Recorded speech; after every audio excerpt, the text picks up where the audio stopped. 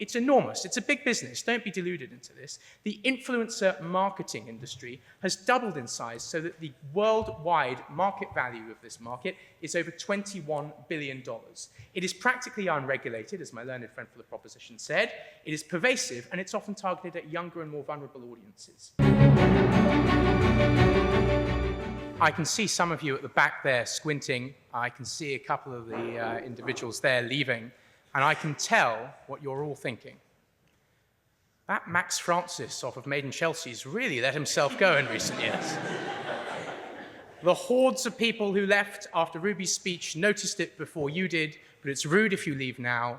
I am not Max Francis.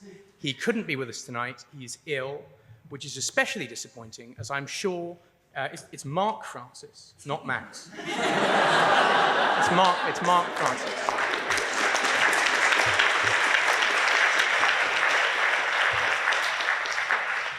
Well, I'm neither Max nor Mark, but I'm sure that if either of them were here tonight, then they would have given you some fascinating insights from the perspective of both a celebrity and an influencer. I'm unable to do that. My arguments will be made from a totally external perspective. It will be one, no doubt, of jealousy and envy at the social standing and popularity of many of the members of the opposition bench. In particular, Stone McStrength himself up there, who I'm fantastically envious of, incredibly emasculating Instagram. Please check it out. Nonetheless, I hope to raise a couple of points which will convince you of the proposition's case tonight. But first, before I do, I want to get bogged down in a couple of definitions, or one definition in particular, that of influencer. Now, the Oxford Learner's Dictionary of Current English, which shows you about where my level of English literacy is at the moment, defines influencer as a person or thing that influences somebody, especially a person with the ability to influence potential buyers of a product or service by recommending it on social media. I hesitate to mention the other place in this august chamber, but the Cambridge Dictionary definition is even more restrictive. Yeah, quite right. A person who is paid by a company to show and describe its products and services on social media, encouraging other people to buy them. Now, I'm going to go with the former and less restrictive definition because I don't think it's just goods and services that we're talking about that are being promoted on the internet. There are more worrying forces at play here, which include those who would have you convinced of their political standpoints, some moderate, but the more damaging ones, extremist. Now, I haven't just given those definitions to pad out the long trudge until the secretary dings the bell at the 10-minute mark and I can sit back down again. I've done it because I want to make sure that we're all on the same page about what's being debated in the House tonight. This is not a debate about whether it is a desirable thing that individuals are able to gain a following based on their talents and personalities in a totally meritocratic way, rather than having to go through traditional hierarchical and white male-dominated institutions. I say this in the full knowledge that I'm standing here as a white male in black tie in the Oxford Union, but I'm going to move on. Neither is this motion asking you to condemn all influences, including those such as Ruby, my learned friend on the opposition bench, who use their influence to promote healthy and fantastic concepts, which are somewhat foreign to me, including focusing on one's degree, apparently. But what the debate is about is whether this House regrets the ability of individuals who amass a large following on social media to use their personal influence over their followers to persuade them to some sort of action, often the purchase of goods and services, sometimes political action. Which brings me to the 2 points that I'm going to make in this debate. And they are points which I hope will convince you not only to regret, but in some instances fear the influence that is wielded by influencers under the status quo. Now, the first, echoing Bronwyn's fantastic speech, first speaker in proposition, which is that influencer culture allows capitalist and, in particular, consumerist forces to bastardize social relationships, distort current events to suit corporate ends, and to percolate into almost every aspect of our personal lives. And the second one is that in tandem with the workings of apps like TikTok and Instagram, areas of influencer culture can bring damaging and extremist stances into the mainstream. To begin with argument one, which I'm going to split into two parts, the percolation of consumerism into aspects of our lives which it really ought not to be present. The first is friendships and social relationships. The second is current news and events. Now, social relationships. influencer culture is far more personal and far more intimate than other kinds of entertainment.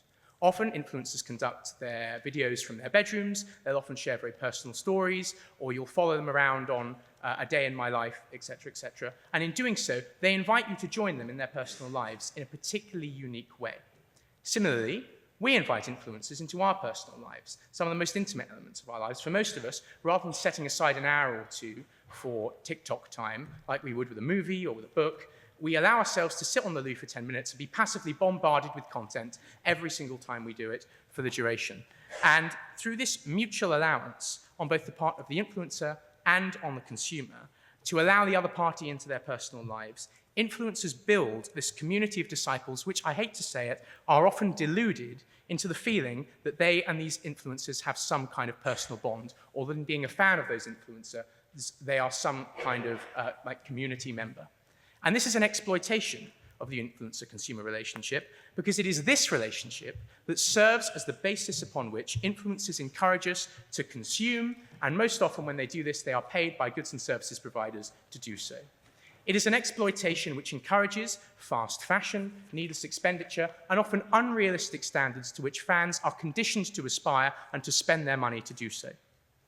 And it's not just aimed at the marketing of goods and services, it also serves to whitewash large corporations and put a human face on them. Let me give you one high-profile example. Danny Carbonari, a fashion influencer who suddenly turned for a day an ad hoc investigative journalist who posted a video of this alleged journalism in which she wandered around a clothing factory operated by Shein, I'm glad that one person knows it, and exposed, or rather covered up, their abominable working conditions. She said that they're excellent working conditions, and she was so surprised by the happiness of this sweatshop workforce. It was, of course, later exposed that Danny was being paid by Shein, and the visit was pre-organized, doubtless as a ruse to cover up recent allegations that they weren't paying their workers.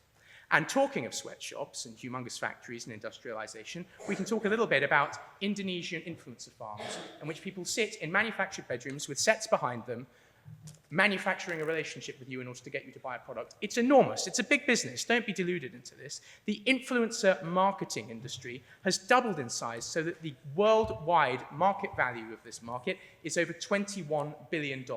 It is practically unregulated, as my learned friend for the proposition said. It is pervasive, and it's often targeted at younger and more vulnerable audiences.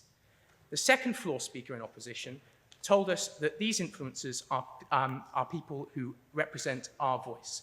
They're not. They're not our friends. We allow them into the intimate moments of our day, but more often than not, they have a vested interest in keeping your attention so that they can encourage your consumerism and encourage you to part with your hard-earned money. Not now, see me afterwards. Current events, which is sort of point 2 in the first point, a bit of a weird taxonomy. But let's take a current example, a somewhat topical example, a somewhat controversial one. The Israel-Hamas conflict at the moment, there are casualties on both sides daily. It's an enormous tragedy.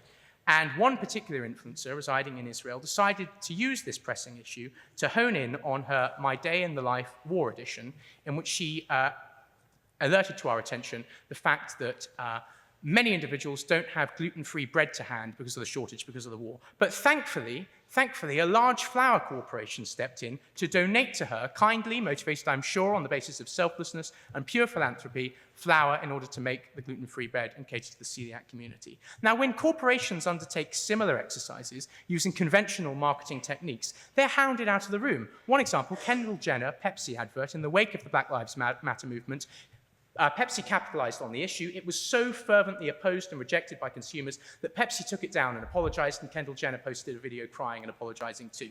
It demonstrates that this kind of crap just doesn't fly with conventional marketing techniques, but it does where influencers are concerned in terms of their fan communities, because the fans are exposed to their content day in, day out, and they allow themselves to be spoon-fed these narratives because they feel they have some kind of bond with the influencer.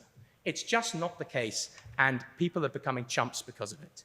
Now, argument 2, bringing the extremist into the mainstream.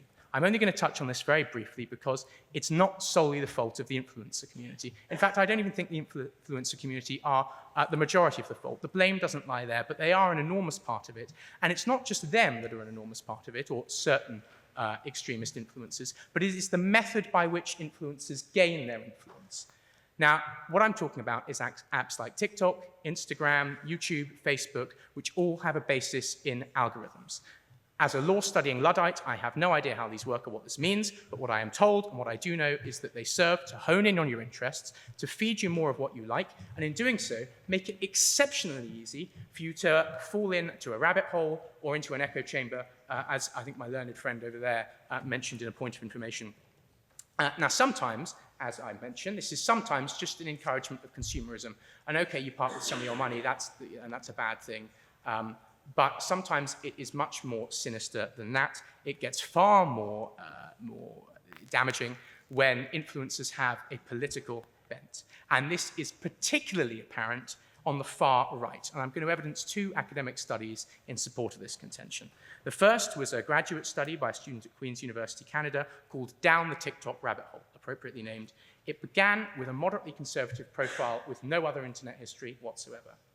And after initial engagement with moderate right-wing content, by the time the account had scrolled through 1,000 videos, it was being shown conspiracy theories, calls for violence, neo-Nazism, and hypermasculinity videos.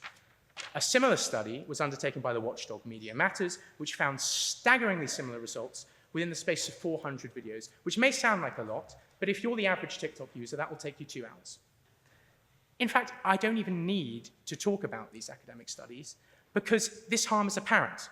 I only need to mention Andrew Tate, and Mr. Elliott told us that Mr. Tate was the exception, not the rule. Well, in that case, I'd point you to the Capitol insurrection in Washington, D.C., which was aided and abetted by a number of large and much smaller influencers online. Like, the damage is apparent. There's ample evidence of the detrimental impact of the manner in which influencers gain their influence, these algorithms and these apps. And I'm not saying it's the fault of influencers, but the fact that they have this influence, they go through exactly the same process which causes young people to be radicalized and to fall into these extremist rabbit holes. So if your preferences are political, and that's what's reflected on these apps, then you should be very, very cautious indeed. Now, I'd like to conclude very briefly about what I've told you today. The first element is that these influencer videos are pervasive. They percolate into all elements of our life. They are often bankrolled by those who have an interest in your consumption, and they are backed by big corporate money in most cases. They distract from social relationships and they distort them. They also distort current events, and in many cases, the bad apples use them to whitewash corporate misgivings.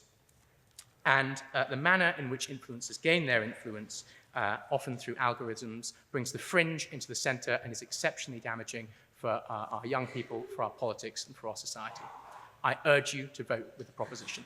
Thank you very much.